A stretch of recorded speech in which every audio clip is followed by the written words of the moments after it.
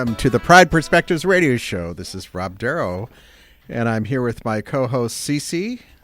My pronouns are he, him, and his, and our show tonight is called Scavenging Beauty, a Journey of Walks with Angelica Glass, and we're excited to have Angelica here in our studio to talk about her journey and her book. Our Pride Perspectives Radio Show is here on KSQD every other Sunday from 5 to 6. Find all our recordings and updates on the Santa Cruz Pride website, santacruzpride.org. Cece, how you doing? I'm doing great, Rob. I'm glad to be here. I'm welcoming Angelica. This is going to be a great show. I'm looking forward to it. And my name is Cece Pinero, and my pronouns are she, her. Our show is guided by the following beliefs. We believe that Santa Cruz County is thriving partly because of the contributions of LGBTQ plus people, and LGBTQ plus people in Santa Cruz County are thriving because of the broader Santa Cruz County. We believe in the words of Jewish poet Emma Lazarus that none of us are free until all of us are free. On this show, you will hear us refer to queer history and LGBTQ plus history. For us, these terms are interchangeable and refer to people who identify as lesbian, gay, bisexual, transgender, anywhere on the gender identity spectrum, and who they are attracted to. All are welcome to be part of this radio show. So, a couple weeks ago, we had the Cabrillo Festival of Contemporary Music people here, Sean Shepard and Riley Nicholson. And Cece, I wasn't here, but I loved how you asked Sean about his coming out story and why he hasn't composed anything about coming out in all of his compositions over the years, right? And he was very open to that, and yeah. I still want to do that. I still want to urge him to do that, so hopefully he's listening. And I went to go see, I didn't get a chance to talk to him, but I went and saw Riley on Wednesday afternoon at one of the free performances, the rehearsals, and of Wanderlust, which was Sean's. So I got to hear all of Sean's. We played part of it when they were here, but it was really great. And of course, I've been thinking about that ever since. I'm like so excited that he was open to considering doing that. And I know Tom Ellison and Larry Friedman were the sponsors of Wanderlust. Mm-hmm. So maybe I can be the sponsor. You hear that, Sean? Maybe I can be the sponsor since it's my big idea. You know, the irony of this is I went to the rehearsal and I met Sean and I said hi to him on your behalf. Oh, good. And I might see him later on. And for everybody listening, tonight's your last chance to see the final concert. I checked before I drove over here, and there's still a few tickets left at the Civic Auditorium. The theme of this year's festival is We the Dreamers, and it's been an amazing run. You know, it's 65 years now, I think, or more. It's just amazing. Anyway, it's one of those many treasures of Santa Cruz, and we're happy to be part of it and to highlight a part of it. And I brought a bunch of friends to the free one, and I know a bunch of people that were, bought tickets that were going at different nights. Yep. And it's been fabulous. Yeah, I went and saw the youth composers yesterday, and that was fascinating.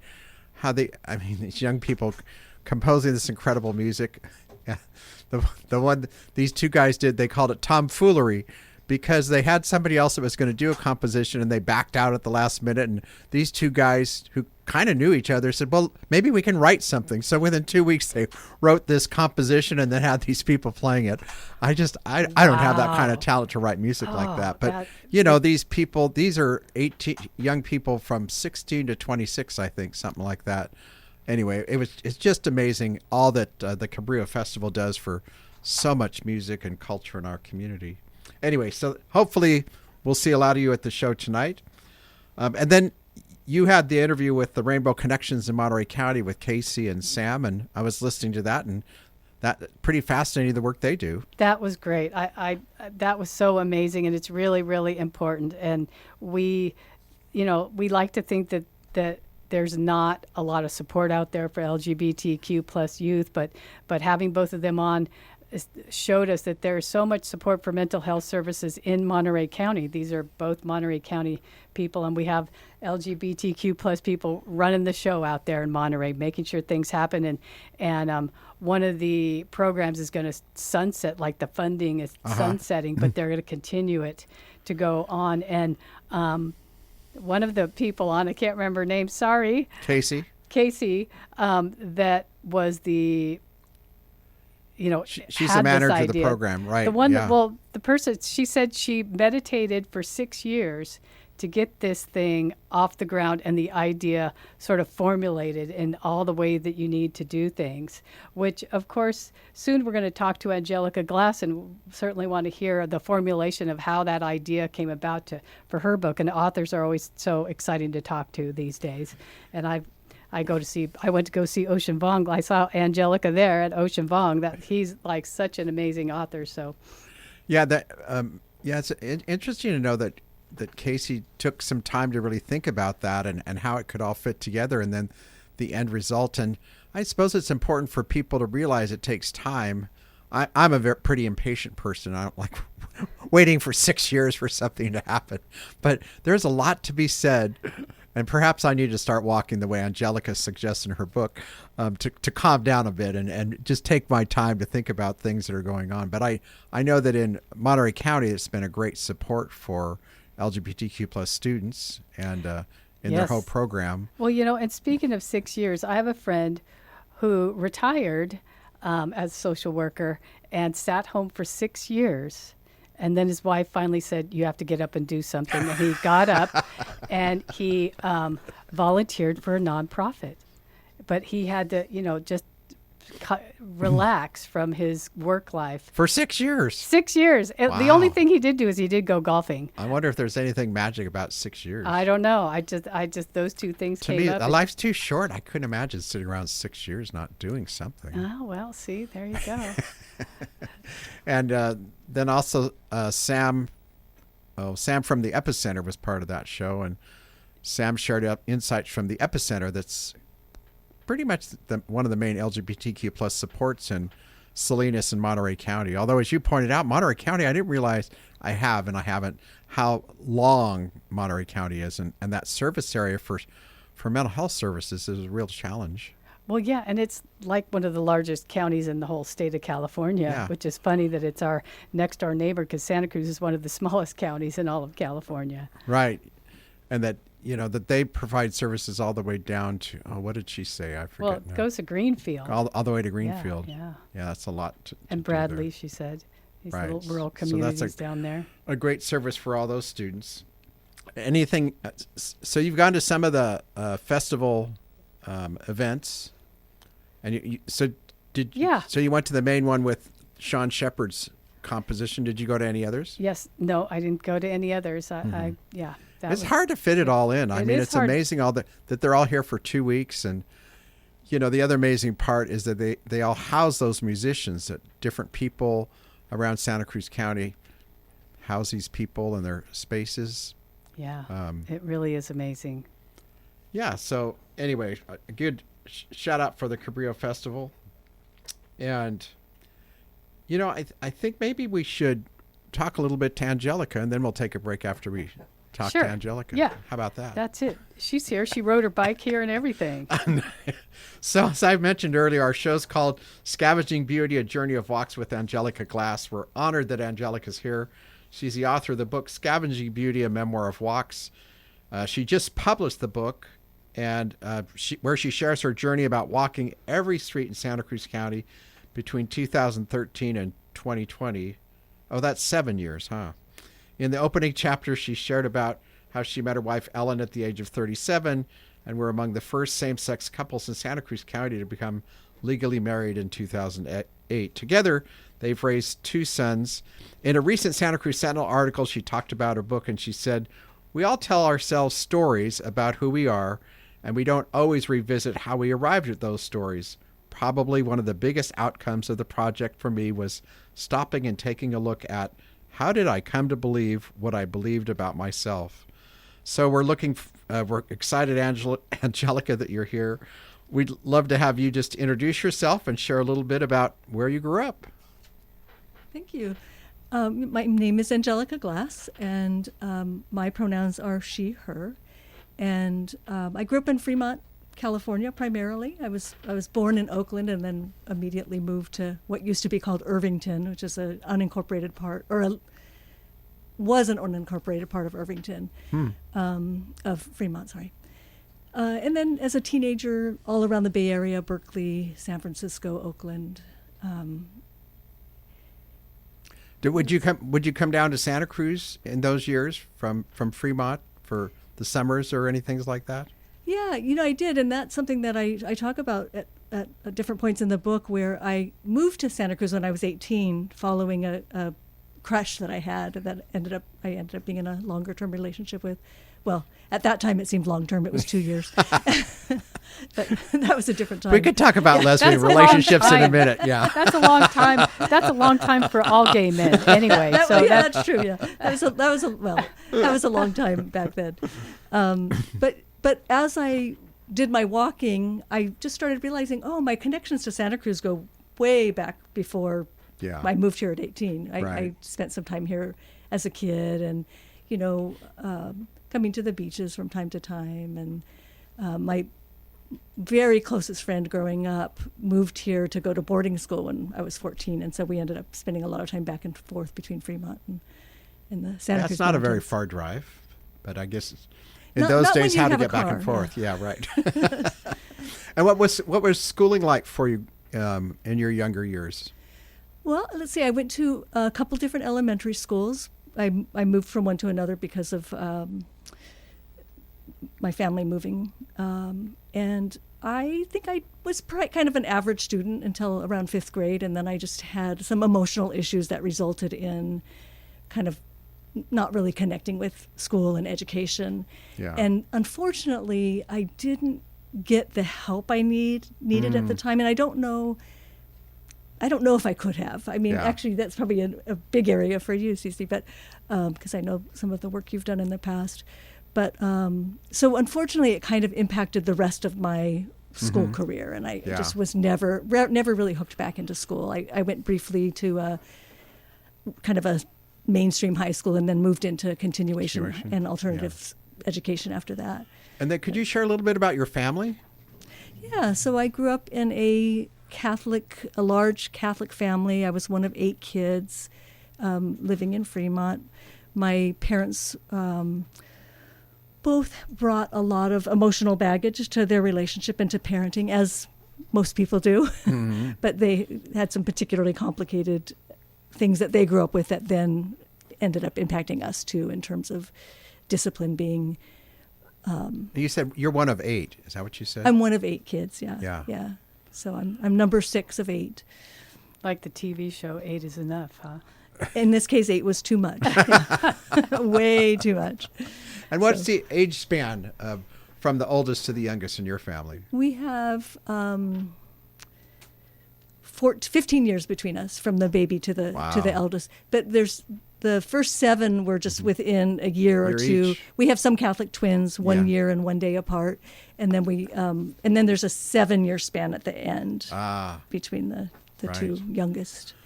Well, it must have been a pretty busy household. Busy, yeah, that was one of the things, yeah. Well, and your mom was pregnant like all the time for the first, how many years? Yeah, and I have a lot of times that I don't, all of my siblings and I have large periods of time that we don't really remember. So I have no. Yeah. And I was number 6, so she would only have been pregnant twice for me. So I don't have any pictures of her pregnant or any, that's not. Yeah. And then we always like to learn a little bit about, as people come out, and what that was like for you. Yeah, so I was 15, I think, the first time I had a crush. And I came out formally at 16, living in Fremont, where, I'd wear my rainbow socks pulled up and my dyke pin, and I'd, do all kinds of... At age 14, you're 15? No, 16. 16. 15 was my first crush. Okay. 16, I came out. And you had your rainbow socks then? We already had rainbow socks back then. Nice. I don't know if they were specific in the way they are now, Yeah. but I did have rainbow socks, and I wore a pin that said dyke. Oh. And... here I am in Fremont, so people would go, "Oh, that's pretty bold." Oh, Angel, what's a dwike? Or is it dweek? So I didn't. It kind of fell flat because, But no, I was pretty brazen, and people called you Angel as a child. Yeah, Angel was my childhood name. Yeah. And how was that for your siblings and for your parents? Not a big deal. My parents were kind of pretty hippie-ish, like they're which is. When you read the book, that probably seems like a huge contradiction, and it is, and I address that a lot in the book. Right. But so they were pretty open-minded. My dad's response to me being gay was, "Yeah, I've had gay experiences too," my mom's response was, yeah, I've known that all your life. I mean, you used to say that you were going to grow up to be a big man and ride a motorcycle. So I knew you were gay. So, obviously gender issues and sexuality issues were not quite as clearly delineated or understood. So despite other issues in your family, that part was just pretty easy. Yeah, for the most part. Well, did they expect you to be their little angel? Did they name you Angel because of their belief system, or? I have no idea why they named me Angel. It's a little unusual. It's like John, Margaret, Kathy, Kevin, Debbie, pretty standard names. And then there was Angelica Felice. So I don't know what their thoughts were about that. If it was reflective of the early 60s, or I don't know what they were thinking, but that's the name I got. Happy Angel. And then at some point you left your home and did other things. Can you talk a little bit about that time period in your life? I mean, because you're out at 15, which, this is in the 70s, right? Yeah, I think it was 70. I think the first crush I had was in 1976, and then it came out in 77, and I moved to Santa Cruz in 79. Yeah. Yeah. And so, in between that time, I did live with a couple of different families because of some complications that were going on within my own family. Right. And so I lived with a couple of families, and I did go into a foster care system where I lived in 2 different foster homes as a teenager. And what was here in Santa Cruz? No, those were in Oakland, Berkeley, San Francisco. Oakland, Berkeley, San Francisco. And you were like how old? So that was from, I think I went into my first, so I lived with one family when I was, I think around 15, and then 16, and then my last foster home I was 17. Yeah, and I think, because I've read that part in your book, it's important for people to understand that the reasons for you being in other homes was not because you were coming out. It was other things in your family that were difficult to deal with. Exactly right. So one of the foster homes I lived in was with the person who was running a program where they were specifically working to place gay teens who had been kicked out of their house or violence had been committed against them. So you were aware of all that stuff at those very times. Much so. Yeah, that was very much so. And so, but they let me into that system even though I wasn't that wasn't the reason for doing that. For being gay. It was actually my father and I kind of came to a mutual agreement, like it's not, we can't do this. And which I talk about it in the book, where I only actually in the process of writing the book did I realize, oh my God, I think he actually knew he was going to die. He had had a heart attack before. Right. And so in retrospect, I'm kind of rewriting the story in my mind because it might have been that he wanted to make sure I had a place to live. Because the kids that didn't have a place to live when he died, my mom had already moved out. Right. And so when he died, those kids homes had to be found for them. Yeah. My mom wasn't able to take care of them, so. Well, it's pretty amazing that, from reading your book, that all your siblings have found a place to belong, and that your parents and their different mindsets helped set that up a little bit, or that you figured it out yourselves. Yeah, exactly. I mean, yeah, there was definitely some effort that went into. Well, it's variable with different kids, but yes, but there were. My youngest sister was 10, so clearly some effort had to go into figuring out her plan. Yeah. We're here with Angelica Glass, who's the author of the book Scavenging Beauty, a Memoir in Walks. Hi, I'm Angelica Glass, author of Scavenging Beauty, a Memoir in Walks, published by Riverhead Books. Scavenging Beauty is about a project I undertook in 2013 to walk the length of every street in Santa Cruz County where I live. It was largely driven by the need to get more exercise in my daily life and reduce work-related stress. There's something calming about moving through the world with an eye out for beauty that softens my edges. The more I wandered, the more memories began to surface as I moved through the landscape. Sometimes something small would catch my attention. A color or a smell or a bird call. And suddenly I'd be back in a childhood moment that I hadn't thought about in decades. Walking gave me the time, distance, and silence I needed to look at my experiences more fully.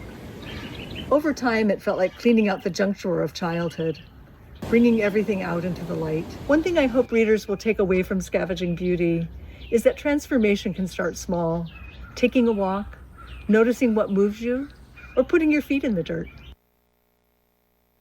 Okay, and we are back live. Welcome back to the Pride Perspectives radio show. I'm Cece Pinero, And we are here with Angelica Glass talking about her book, Scavenging Beauty, which you heard a little bit about just earlier, and we've been talking to her. I just heard you say, talk about cleaning out the junk drawer of childhood. I really like that idea. I just heard a thing on Mel Robbins' podcast that says just, look at your junk drawer and clean it out, but you don't have to do big things. Just take one little thing. If you're having chaos or feeling uneasy in your home, just do one little thing, and you can just start with a little junk drawer. And I like that idea of the junk drawer of our childhood because, sometimes it seems big and overwhelming, but if you just take piece by piece. And so tell me more about your process around that and, how did it sort of come to you? So you just I love that idea. Oh yeah, I just need exercise. And our doctors tell us to go walk. Okay, I can do that. And then it just turned into this other thing, which is so beautiful. And I just like that the flow of the inspiration where you started walking and then it turned into this whole thing. And now it's a book and, who knows where it's going to go next. And so just tell me a little bit more about how you got that inspiration or your process. Yeah, I think the way you're saying it really jives with how I experienced it, which is that I didn't kind of go out trying to fix something or to take a close look at my childhood and kind of, go kind of sift through everything. But walking and then all becoming so organized around it and like it just became this project. It was really,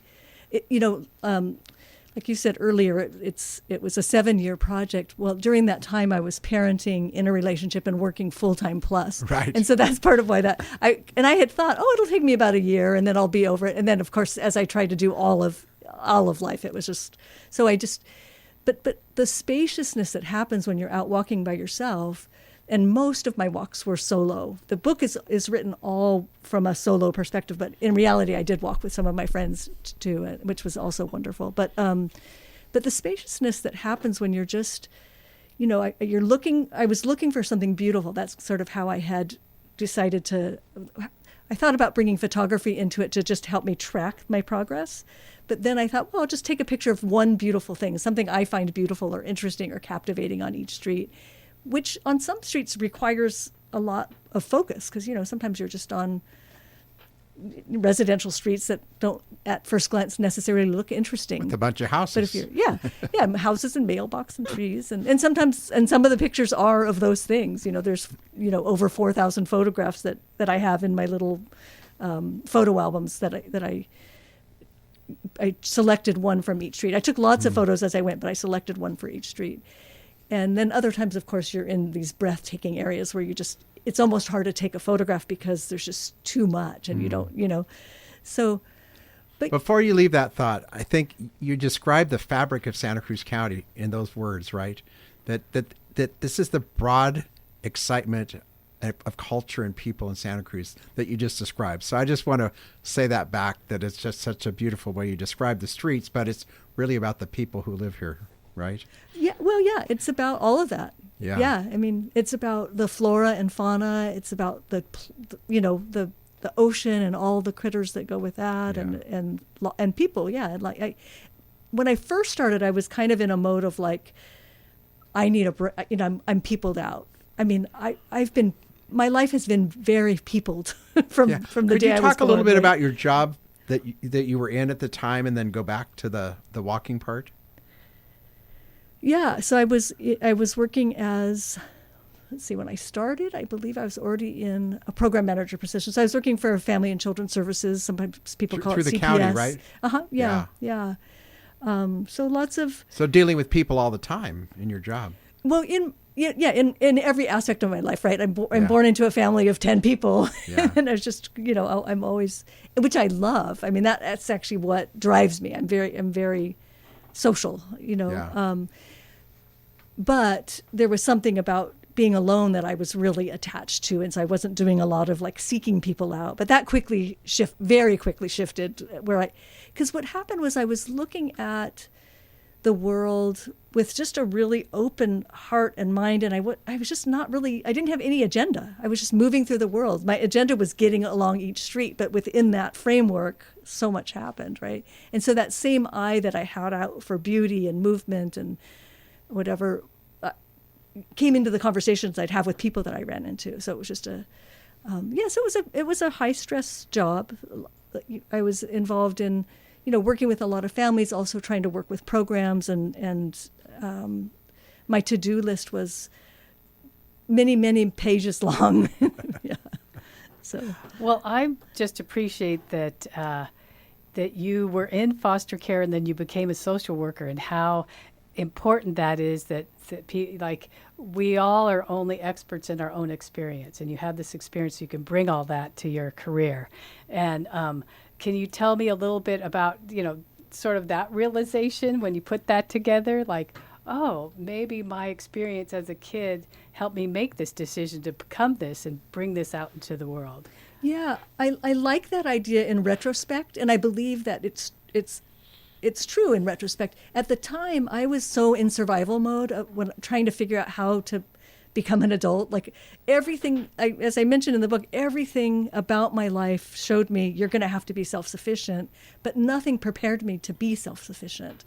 And so there I was, just flailing. I didn't have the educational experience because of the issues I had in education. I made a decision with the help of someone in one of the jobs I was working in when I was younger to go back to school.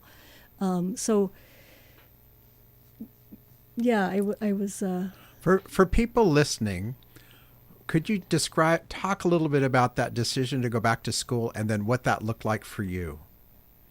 Because, people go back to school all different parts in their worlds and their careers, and it's important people to hear your story as well as part of that. Yeah, so part of not being able to kind of function in a school environment very well, and also part of the messaging I got as a child and most of my siblings got as children was, we're not smart, we're not going to go to college, we're not going to amount to much. There's just a lot of messaging around that kind of thing. And so kind of getting the grit together to kind of do it. Right. I'd worked a lot of jobs at that point, but there's one particular person, and they do say, like a lot in social services and especially around foster kids, that making one connection as a young person can make really all the difference in the world. And gratefully for me, I had lots of people that played roles like that for me.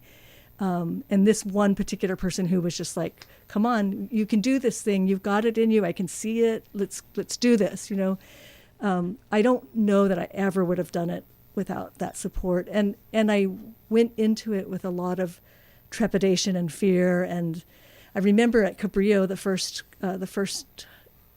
they do kind of an assessment to help place you in your first classes. And they got me into, I believe it was called English 1A, which is maybe before 100A or whatever. It was like the entry level English. And I was so excited that I was average. I was like, yes, I made it into 1A. Like I called my foster mother. I was like, I'm going to be in English 1A. She's like, okay, great. so that was sort of how that all started for me. Was a lot of. So you went. What happened after Cabrillo, and how did you finish your degree then? So the person who helped me, I was working at Galt Elementary School, and the person who helped me kind of put my plan together helped me do 2 years at Cabrillo, 2 years at UCSC, 2 years at a master's level program, which ended up being San Francisco State. But she kind of mapped it out for me. And, there were reentry services supports both at UCSC and at Cabrillo, which were very helpful for me. Yeah, so that's important for people at whatever stage they're at. There's those programs to support that. Yeah, and that's a big, that's a message. How old were you when you went back to school? I believe I was getting close to 30. I don't remember. I'd have to. I always have to do the math, but like around 30 when I went to. There you go. It's never too late.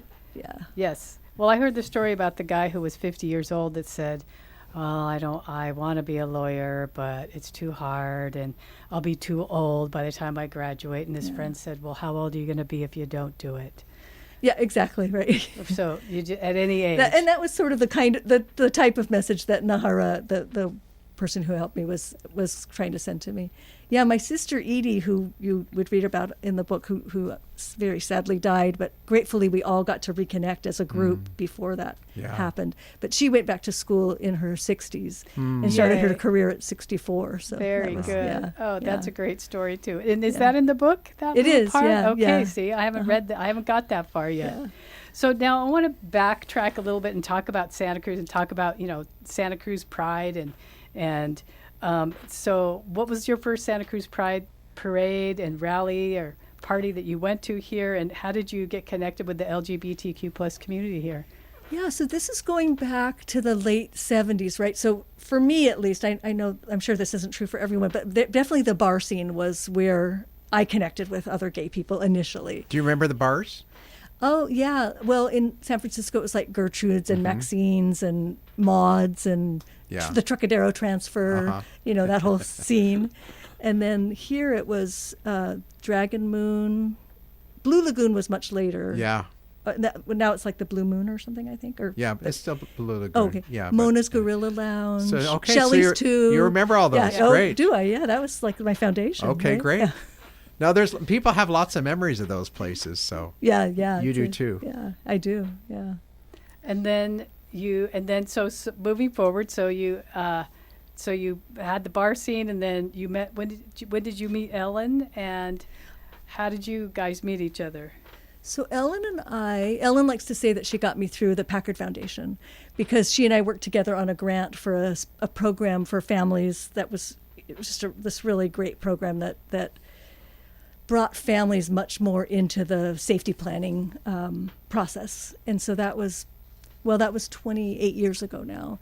And that's when we first met. And now here we are. Did you meet in work or at the bar or some other way? No. This was just 28 years ago. So this was in the whatever that would have been the 90s, the late 90s. So we're jumping forward 20 years, right? Okay, Lots happened in the intervals.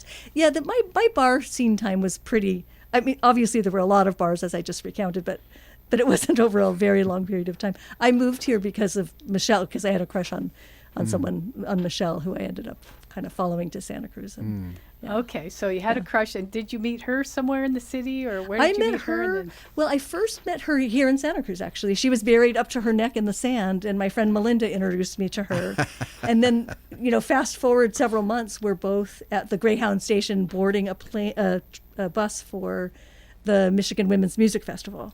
So that's where we first, where we really just met and went, hello. Yeah, so that's... Those women's music festivals were something. They're very fun. I'm still friends with somebody that I met at one of those. Yeah.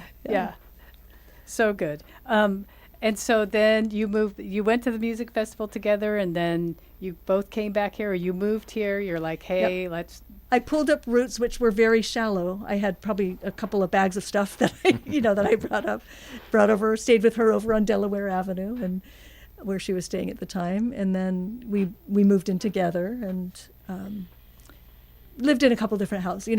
That was like when you moved every 6 months or something. Yeah. Right. Yeah. Well, and we all traveled light then. And I like to hope that I can go back to that time of traveling so light, not having so much stuff that we collect along the way. So I'm just going to talk a little bit about getting current here about, pride and gay marriage and stuff. And so our Santa Cruz Pride Grand Marshals were Dinah Phillips and Gail Groves, who were officially the first couple in Santa Cruz, and got same-sex marriage legalized in California, and that was in June 2006. And you and Ellen were there as well. And what do you recall about that day or that time? Yeah, I mean, it was just kind of one of those moments where you're just like, this is history. Like we're in history, and of course we always are, right? but it was one of those moments where that's really highlighted for you, and so it was very exciting. And we had already we'd gotten married sort of unofficially before that, and so it was our second round, and I think. I don't remember the sequence of events, but it was like we were married and then we weren't, and then we were, and then our other friends couldn't get married, but we could, and all that is wild and And then, crazy, Cece, yeah. you were there I was there that day too, Oh right? yeah, I Yeah, got I married that remember day you. too. Yeah. Everybody got Yeah. married that day. Yeah. That was a really fun day. It was a And- fun day. Yeah, and Mark Yeah. Stone was the person that. So Gail Pellerin, Mark Stone. There was a Yeah. whole bunch of different Ministers or- politicians that and ministers that were presiding over those. I seem to remember that Dinah Phillips actually presided over ours. I think did she actually do some weddings? Oh, that she day? could Maybe have. she I could, did. I could be wrong, but or maybe she was just there supporting us. But I very much remember connecting with Dinah that day. I'll have to ask her that question. I don't want to start any rumors. Well, but- no, I know she's officiated lots of weddings, but I don't know if she officiated other weddings that day. Yeah, she had just gone before, so Right. I may have it wrong. Yeah, but still. But she was there. It was I do exciting remember her times for all support. of you, Yeah. right? Yeah, it was. Yeah. Yeah. Rob and I, we enjoyed the first chapter of the book, and you're soaking in the bath and when you decided to walk every street in Santa Cruz, and then your walks began in 2013. This is right, and then ended in 2020, and then, like, what So, point? go ahead. Go ahead. What point in the walks did you decide you're gonna make your walks into a book? I don't know that there was a specific point. One of the things that would happen is I would be talking to my youngest sister, Margaret, and she'd go, write this down, write this down, write this down. I'd be like, She's like, Angelica, you think you're going to remember, but you're not. You have to write this stuff down. And so, because I would walk and I'd have these what felt like incredible revelations. And then I'd get home and go, oh, that's just this life. That's not anything special. And is Margaret your closest in age sister? There's a brother in between us. She's the youngest. Boys so don't count. So she's 8. Oh, no, not in my family. Don't you dare. Love my brothers. But there's 8 years between me and Margaret. Yeah. So yeah, I'm close to every one of them in different ways. In different ways. Yeah. I just wonder if there was, yeah. what that was, because she's the one that said, write it down, write it down. Yeah. Well, just because she's a smarty and she thinks she knows everything. And is Hi, she, Margaret. but 8 years difference, but is she 8 years older, 8 years younger? She's 8 years younger, so she's the baby. Okay, Yeah, baby's she's the okay. baby. All Yeah. right. And so everybody loves Margaret. Yeah, the baby knows Margaret best. can't, no matter how much money she ever makes, she never has enough so we all have to pay for her dinners and stuff because she's the baby. She loves it. She soaks it up. And isn't she the one that you said would hide behind a stick? That's right. Yeah. Yeah. She'd hide behind a little Hide and sapling or a seek. pole I or could see something. how a like, little sister would thinking that we hide behind a stick. You wouldn't be able to see her. we can't see Yeah. her because she can't see us. Yeah. But back about the book. So you wrote it down, but at some point you have to decide, I'm going to publish a book. So when did that happen? So I started with, under Margaret's bossiness, I started writing, and then, a couple different friends, my partner said, you could write a book at some point. I remember one time I was on a hike with my dear friend Jessie. There's a whole chapter about that friendship in the book. Mm-hmm. And she goes, you know what you're going to do next? I said, no. She goes, you're going to write a book. I was like, shut up. No, I'm not. Stop it. But, so there's a lot of different supportive. Yeah. But then the actual process when I went, okay, I'm going to start doing this. I have a friend who's written a couple of books, and she suggested a particular editor she had worked with just privately. At that point, I was still like, maybe I'll do this like professional level, but for my family and friends. Yeah. Because it's breaking into the publishing world is not a small task. Right. Yeah. I mean, honestly, there's many ways in which I feel like I really lucked out to get myself into this position. You guys you may know Marie Henley. Yeah. Yeah, so she actually connected me with someone who was a Los Angeles Times reporter who she had gone on one of her walking trips with, or who had participated in one of her Nice. slow adventures walks. And so that person asked her name was Diana, do you know anything really cool happening in Santa Cruz? And Marie said, well, let me think about it and get back to you. And then she called me and said, hey, do you want to connect up with this person? And so that's how I got an article into the LA Times. And that's one of the ways that I got connected with some agents who were interested in working with me. Oh, interesting. Yeah. I had already been querying agents before that, so which I'm glad I did, because it really gave me more of a like if I had just gone straight to getting an agent, I feel like I'd miss out on so much of the heartache of trying to get into publishing. Gratefully, I was never super attached to it. I mean, I'm actually much more attached to it now that it's out, and it's so meaningful to my family and my friends, and And now I'm getting feedback from some other people about it Well, being it sounds meaningful like to them. you and- got to use yeah. the lesbian connection. And Marie Henley used to be my travel She is such agent a connector, yeah. when there were travel agents, Yeah, right? Right. I mean, she's probably one of the only gay travel agent. I mean, I think she actually kind of advertised to the community as a, Yeah. yeah. So she's a real I think the other great part of your book is that there's so much there for anybody to reflect on. And for me, I grew up in Santa Cruz. I'm one of 5 kids. I don't have those reflective thoughts the way you do in my family, but it's like there are those times where I go, I wonder what happened here. But you actually talked to your siblings as you wrote your book and interviewed them as you put it all together. That must have been a really interesting process. Yeah, I mean, it was incredible. So we've connected over all the years in different groups of 2s or 3s or, whatever, Right. or, just smaller groups. But, Right. But when the first time I asked them to get together and do a conference call, it was the first time in 20 years that all 8 of us were in the same place. I mean, place in Right. quotes, because obviously Sure. but we were in the same place at the same time. And so we were all snapping pictures of the screen of the 8 of us, Yeah. which I'm so glad we did because we still had Edie then. And those are very meaningful Yeah. photographs to all of us now. So, yeah, so eight people means 8 distinct stories, right? Right. And so we have Perspectives on who said what when and what really happened. Yeah, exactly. And some of that we did some bantering around. Well, there's a part where my mom throws something at one of my sisters and it goes through the plate glass window, and so we argued over what that was, and then ultimately the person who the item was thrown at got to say it was X. But like for example, I talk in there quite a bit about clothing and how exposed I felt in clothes that didn't feel quite right. They didn't feel right on me. They didn't feel clean. They didn't feel ironed. But like one of my older sisters was like, I didn't really have that problem so much. I didn't feel that. And she said, but you were the 4th in the hand-me-down order. And I was like, that is part of what I'm experiencing here is I was, because then when Margaret came 8 years later, she started all over because she didn't. Yeah. They didn't. My clothes were long gone, but for me, it was like boom, boom, boom, boom, boom, and so I was wearing some pretty old rags at that point. So you talked earlier about photographing, or I don't know, we were talking off air about you took pictures of all the pieces you did. And I want to make sure that we include one photo.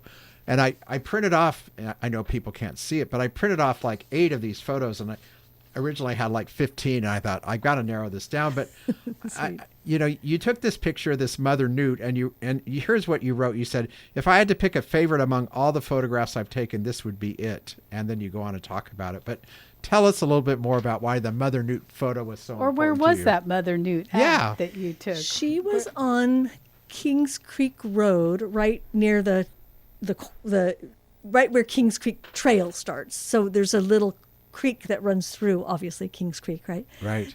And so I was... For people that don't know where that is, what part of the Santa city? Cruz Mountains, Santa Boulder Cruz. Creek. I'm pretty sure Boulder Creek area. It's Okay. in Boulder Creek, yeah. Great. I shouldn't be quoted on that, Yeah. but I'm almost positive that's Right. it. That's in Boulder Creek. And so, I was walking along the creek and I saw this. Just backing up a little bit, there are lots of things that you would think you would see in Santa Cruz, coyotes and quail and wild turkeys that I had never really seen because I guess I just have been too much in the city all the years I've been here, or maybe my eyes just weren't open. But so you would think you would know a newt living in Santa Cruz, right? But this little guy is just like sailing along beside me, and I'm like, what are you? You're like a little dinosaur. And it's like it had its arms against its side. It was all like aerodynamic or whatever the In the water, equivalent huh? would be. Yeah, in the water. Okay. And so, maybe on land I would have recognized it more readily. And since then, I've seen thousands and thousands of newts, and every single time I get so excited to see them. Friends that are walking are like, yeah, there's another one. Yeah. Mm-hmm. So Now you see them all the time. now I see them all the time. So on that particular occasion, I was down at the creek, and suddenly I hear this splashing, and I look, and there's I describe it in the book as an Escher painting. There's like 15 newts in a splashing ball. As it turns out, that's how they mate. So, lots of times after I walk and I see something unusual, I go and do a research. I end up actually oftentimes buying books, which means I have some crazy stacks. it just sparked so many new interests for me. Almost every walk sparked some new, fascination. But newts, I would say if I have a single kind of symbol for my walk, it's definitely the newt. And if people wanted to see these photos, what's your website? Yeah, I have a Squarespace website at angelica.glass. Angelica.glass. Yeah, if you haven't seen those photos, they go right along with the book. And the book, there are no photos in the book. I was disappointed when I got the book, but the photos are beautiful that you put together and annotated so well. So please go to the website. Can you tell the audience the website, please? Yeah, it's angelica.glass. Angelica.glass.com. When I put it in, it just angelica.glass does it. Yeah. All right, yeah. there we go. So. Go to the website. Look at all those amazing photographs. I have some favorite photographs on there for sure, and one of them is what I call the Santa's Village mushrooms, which I'm not sure where those live now, but hopefully are they still in that area, or do they get relocated to Vine Hill School, or there are still some in the area. One is at number 1 Civic Center Drive, so it's right there where is that Scotts Valley? In Scotts Valley, yeah. I think it's right around there. And there's also a couple of people have them privately. I don't know if they auctioned them off at one point or what, but just randomly walking along on my Scotts Valley walks, I came across a couple of them. And one person was out watering his garden, and we actually had a little chat about this mushroom. Oh, that's cool. So did he say where he got it? Did he? He may have. Honestly, I don't remember. But I just remember being delighted to just say that looks just like the mushrooms from Santa's Village, and sure enough, it was one of them. Well, certainly that triggered my childhood because I went to Santa's Village when I was a kid all the time. You did, yeah. Oh, yeah, because I grew up here too, like Rob. We were all born and raised here, and Santa's Village was a big deal, and it was very awful when they closed it down. I was not very happy about it. Well, one funny story about that is my siblings don't remember Santa's Village, and I am positive we went there at least once. But what my sister Kathy believes is that there was a gas station out front. Did you know that? And that the elves would pump the gas. Yes. And there were mushrooms actually at the gas station. So her belief is that we went to the gas station there. But she actually is not confident but I swear, I look at pictures of it, I know I was there. So, but that's one example of how, different things stick with us in different ways at different ages, right? Right, so, exactly. Yeah. She was paying attention to the gas at the gas station, so she saw the mushrooms there. But you were, I'm sure that if you went to Santa's Village gas station, you went to Santa's Village because there would be no reason to pull over and go to that gas station if you weren't going there. Well, except for we were going to Santa Cruz. So I don't know. I'm not. Yeah, I don't. I can't settle the argument. But those mushrooms are definitely in my. They're my spirit animal. Yeah. So the mushrooms are your spirit animal. Well, actually, it's the newt. I don't want to be too fickle today. Yeah. That's okay. You can have more than one spirit animal. Well, I just want to talk about one of the other pictures that I love so much that I have great memories is. I think it was called the Little Italian Library. Like it's a little, how they have those little tiny libraries on different streets. I remember. Anyway, it's on Ocean Street Extension. Oh, okay. Well, that makes sense because that used to be the Italian Garden. Yeah. Italian Gardens was the name of that neighborhood at one time. Yes. And so I bet you're right. Yeah, so then it was. Yeah. Oh, no, I know what you mean. Yes. It's a whole.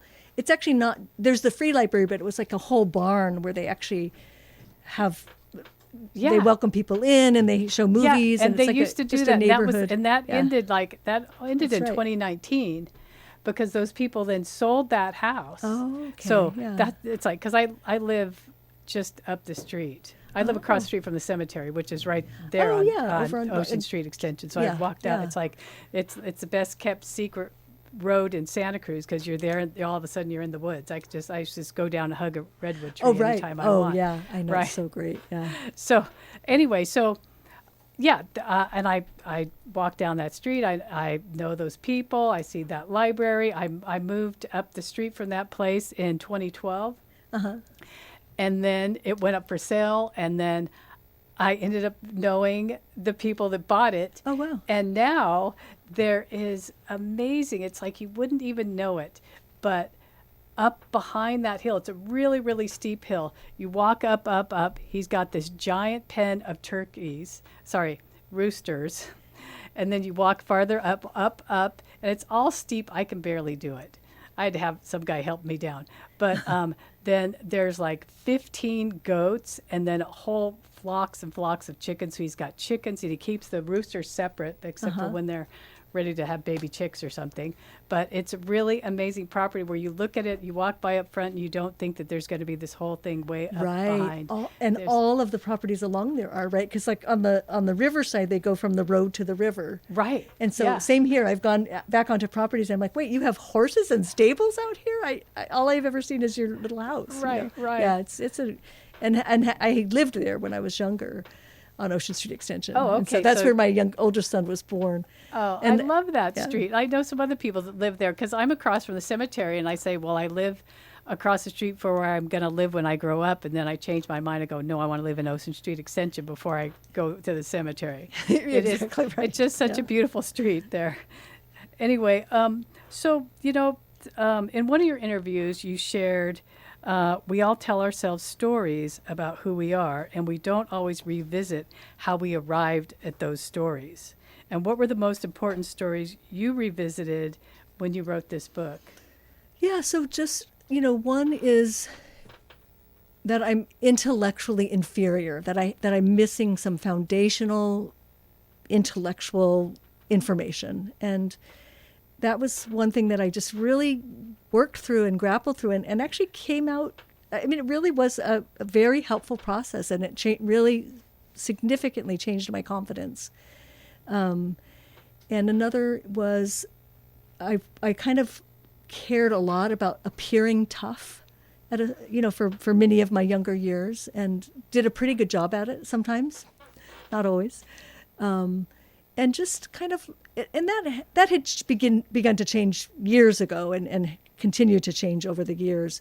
But there was still sort of a strong identity with that idea of being tough and not needing anything from anyone, that kind of thing. And so that was another story that I kind of had to go back and revisit. How did that happen, and what does that mean to me now? And just really letting go of that in a very significant way. Well, that's really good description of aging too. I think we have to go through some things or grow up a little bit in order to look back on hindsight and see, did some of these things make me who I am, or who am I now, and what have I grappled from all of those experiences, and so kind of now I want to go back to like your coming out story. And do you have any ideas about like, has your queerness impacted any of your writings or your walks? My first reaction is not at all. No, that has nothing to do with it. But as I kind of dig deeper, I realize what that is that I have been fortunate enough and privileged enough to live in a community where, there's the ground has been paved for living comfortably, with the fact that I'm gay at this point in my life. There's so many strands of like who I am. When I was younger, being gay, or I know queer is the word. I'm still adjusting to it, but actually I'm trying to really embrace it now with everything that's going on. I'm like, yes, I'm very much a part of that.